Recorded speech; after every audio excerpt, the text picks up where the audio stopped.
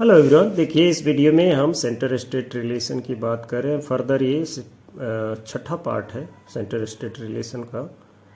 5 part हमने discuss किया है। इंडियन पॉलिटी की जो लक्ष्मीकांत की बुक है उससे हम कवर कर रहे हैं इस चैप्टर को। धीरे धीरे हम इसमें आगे बढ़ रहे हैं। बाकी पार्ट भी आप देख सकते हैं।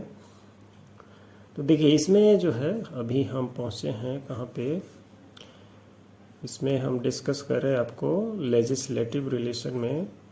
लेजिस्लेटिव रिलेशन को हम डिस्कस कर रहे हैं। जो है हम पहुंचे हैं आपको सेकेंड हेडिंग बोल को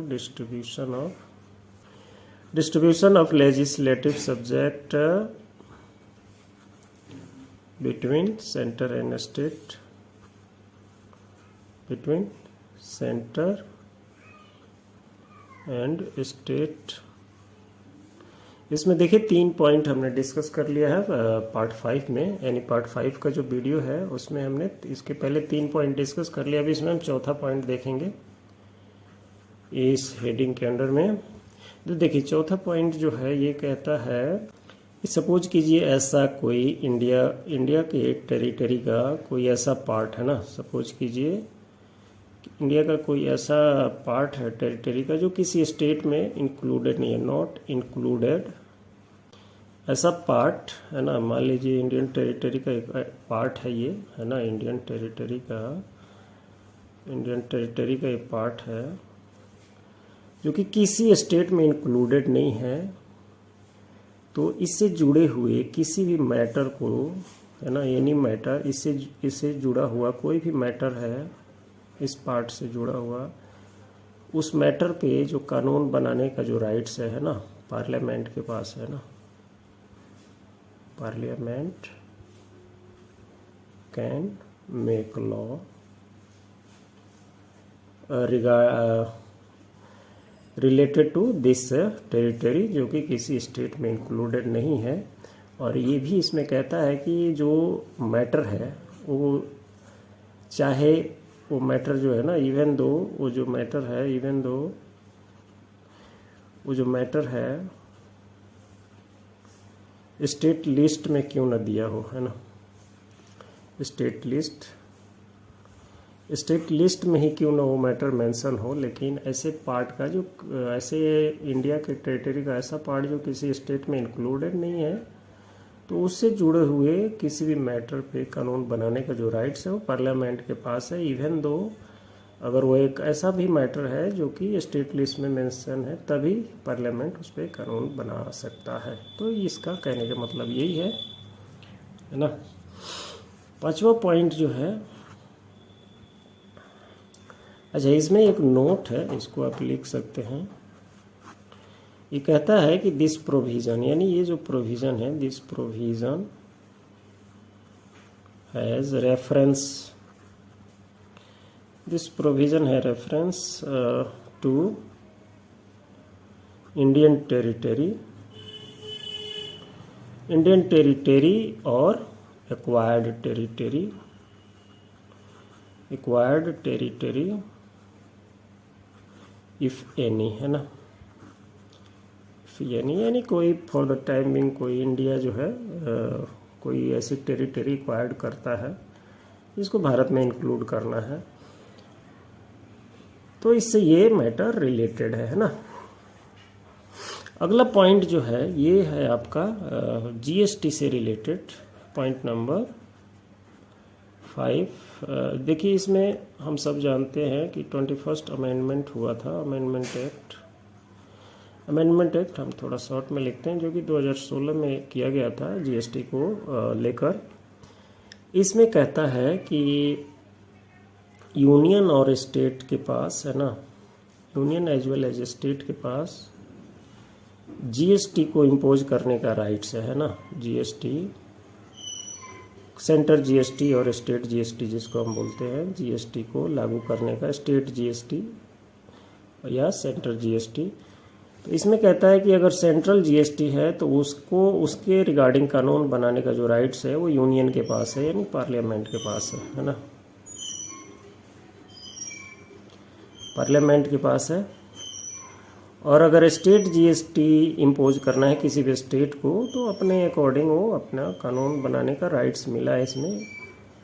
तो वो जो है उस स्टेट का जो लेजिस्लेशन है ना, उस पर्टिकुलर स्टेट का लेजिस्लेशन उससे रिलेटेड अगर स्टेट जीएसटी है तो पर्टिकुलर स्टेट अपना जीएसटी इम्पोज कर सकता है और उसके अकॉर्डिंग उस स्टेट का लेजिस्लेशन कानून ला सकता है ना।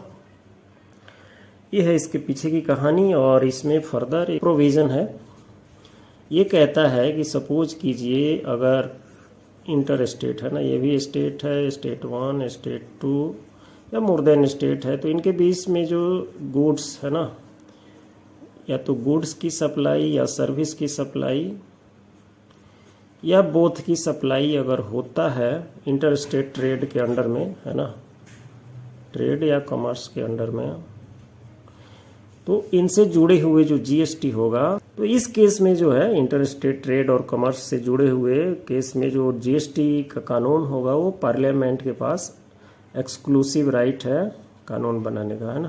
Parliament has exclusive right to make law regarding such GST that concern with inter state trade, है ना, और commerce, exclusive right for GST, है ना। होप आप समझ गए होंगे। ये हो गया आपको पॉइंट नंबर 5। अब छठा पॉइंट जो है, छठा पॉइंट ये कहता है, छठा पॉइंट जो है ये रेसिडुअरी पावर को लेकर है ना, रेसिडुअरी पावर, रेसिडुअरी राइट्स को लेकर, या जो देखिए रेसिडुअरी पावर या रेसिडुअरी सब्जेक्ट से रिलेटेड मैटर है। इसमें कहता है कि जैसे मान लीजिए तीन लिस्ट है लेजिस्लेटिव सब्जेक्ट के विभाजन का या डिवीजन का, जो कि यूनियन लिस्ट, स्टेट लिस्ट और कंकरेंट लिस्ट। अगर इन ऐसा मैटर जो इन तीनों लिस्टों में मेंशन नहीं है या इनुमरेटेड नहीं है, तो ऐसे मैटर जो होंगे रेसिडुअरी मैटर कहलाएंगे और इनसे जुड़े हुए जो कानून होगा वो सेंटर बनाएगा, है ना। यानी रेसिडुअरी पावर का जो राइट्स है वो पार्लियामेंट के पास है ना, पार्लियामेंट के पास है। पार्लियामेंट इस पे कानून बनाएगा।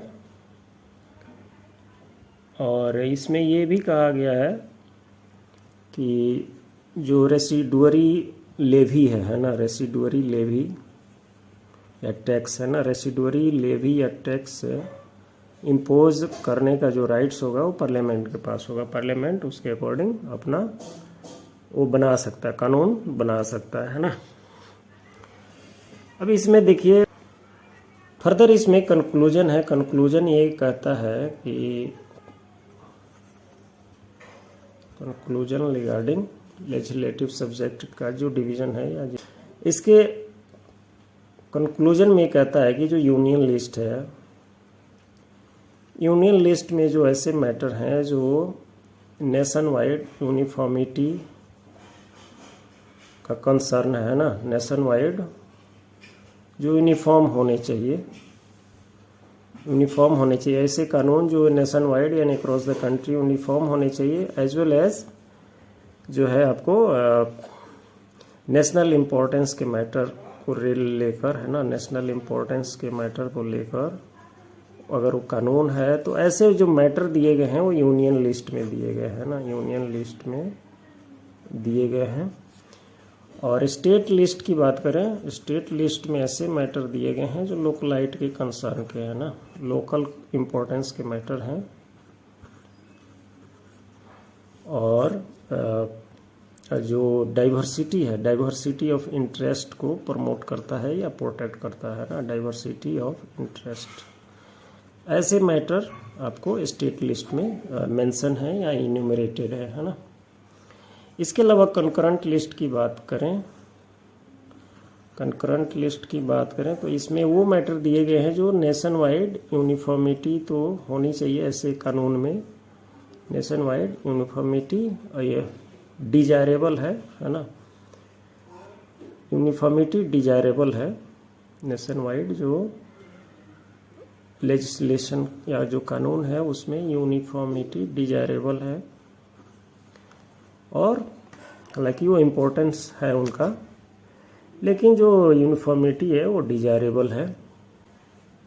तो ऐसे मैटर जो है इसमें रखे गए हैं आपको कंकरेंट लिस्ट में।